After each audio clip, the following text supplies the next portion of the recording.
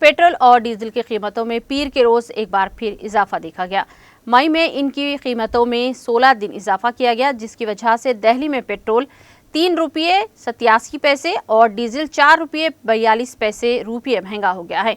मारूफ oil marketing company Indian Oil Corporation की website के मुताबिक दिल्ली समेत मुल्क के 4 बड़े शहरों में आज पेट्रोल की कीमतों में 29 पैसे और डीजल की कीमत में 28 पैसे का इजाफा हुआ है।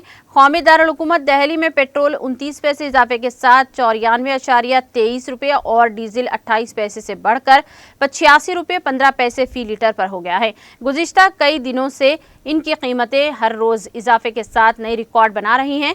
मुंबई में पेट्रोल और डीजल की कीमतों में 28 पैसे का इजाफा हुआ है और 1 लीटर पेट्रोल की कीमत 100 रुपये 47 पैसे फी लीटर और 92 रुपये 45 पैसे फी लीटर हो गई है।